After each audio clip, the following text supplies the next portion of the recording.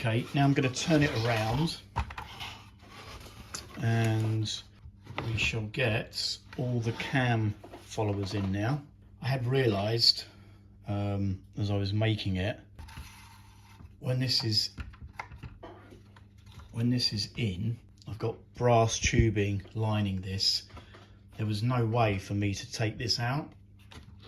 It's been very difficult, so I've drilled, you can see that, I've drilled a little hole and I've tapped it so I can put a screw in there, will enable me to pull this shaft out. Let's get that in first. The cam followers are made from Teflon, and I machined that from a piece of Teflon rod, and then the screw goes through, and then that's just screwed in to the cam follower there. Got all our cams here. First one operates, can't remember what it operates. Oh no, have I done this wrong? I think I've sussed it now. I had cut some of these brass tubings to the wrong size, and I know it's order now as well. First of all, I need to put this tubing through this cam. That has to go through there, that through there. These two cams work independently from this one, but this one here will control this part here. So let's thread that all through, and then the last one, it's not too tight, is it? And to tighten that shaft up, there's a little grub screw that goes through there. I'm not going to worry about that for the moment because that seems to be quite tight anyway. So let's turn that around. I'll tell you what, let's operate it. Oh god, I've put that wrong. Right, now I've got to take it all out again now. You just say, this is now where I've drilled that little hole, I can pull it out. There you go. Right, okay. I've put that cam now the right side. Let's give it a little whirl. As you can see, these aren't working because these are blank and they're not actually tightened either. Let's just turn that around. What we can do is put the potter's wheel on top. What I've had to do I've had to drill out the hole, and I've had to take it all the way through because I've not left enough clearance.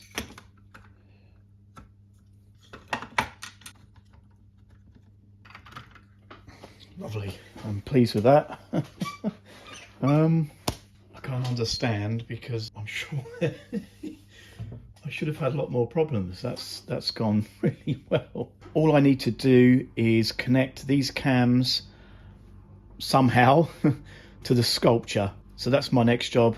Let's get it done.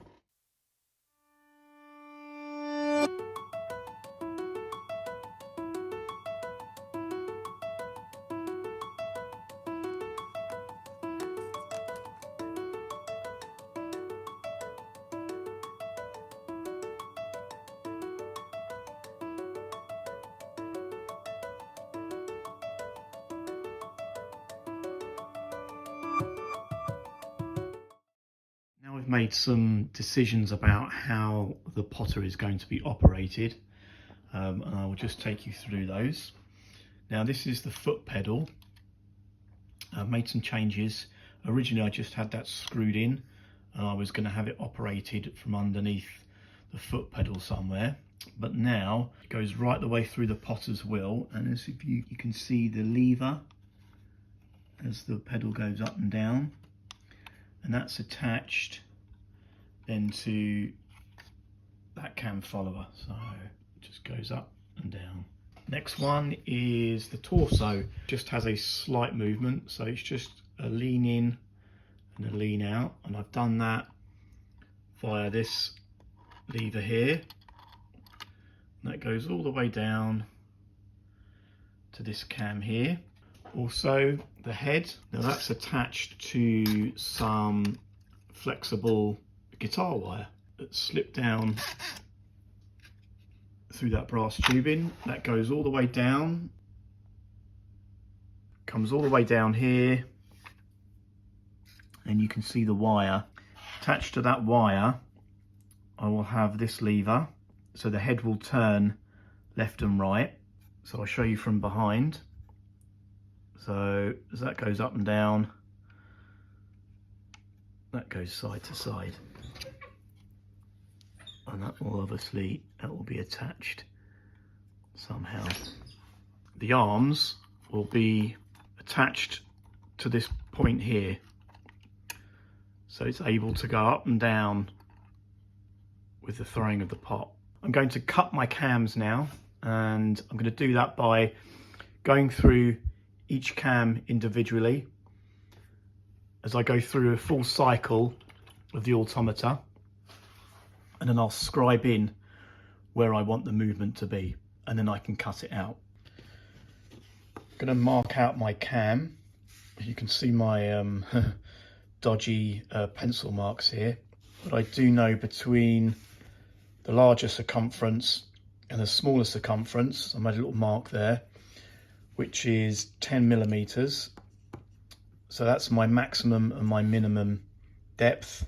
And I shall use this compass just to mark that. So I know at that point, this is the head cam, by the way. I want the head at this point to turn and face the audience. I'm just going to guess that. And at one point, I kind of want him to move his head slightly to the right. And I'll do it along that line there and then back in again. So I'll just mark that out. We'll come in just there. Right, I'm going to get that cut out.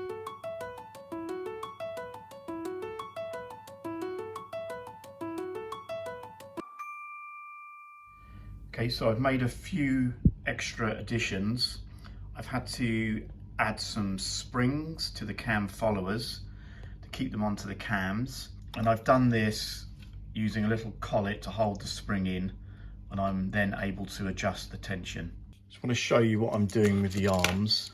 I had a little screw through a brass sleeve, and that would sit in the back of the arm like so, and the arm would be screwed on the end, and then it would rotate on one axis.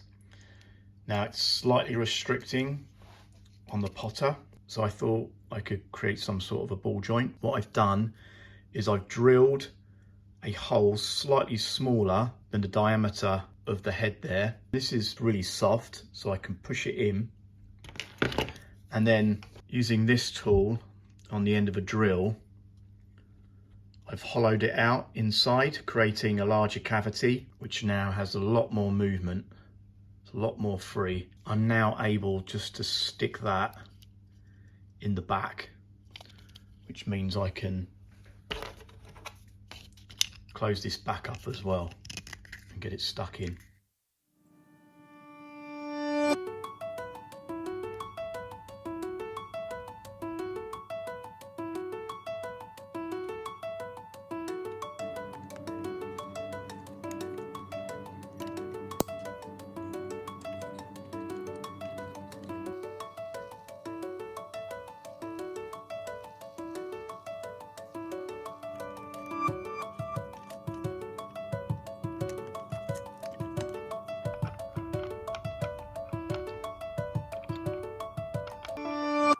Fully working now, but before I show you, I need to firstly strip down the whole thing. I need to glue up the box, I need to paint the figurine, I need to treat the timber, I need to add a few extra details.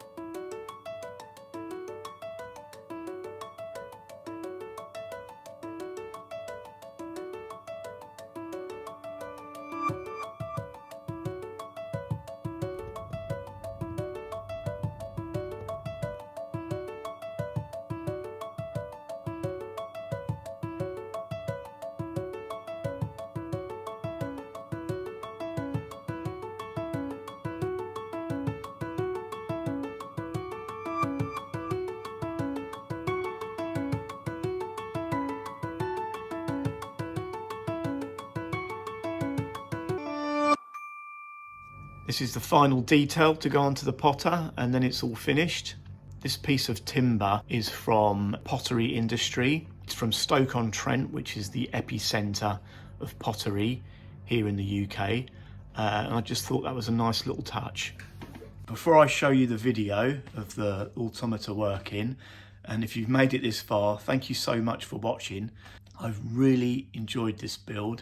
It's taken me 15 days from start to finish, which is incredibly quick. I've learned so much from this build, particularly to do with serviceability. The first piece of mine that's completely serviceable. I can take it apart again to all of its individual components and put it back together again. I think that's a major key, especially for any budding automatists out there. That is the way to go. Make sure that you can adjust everything.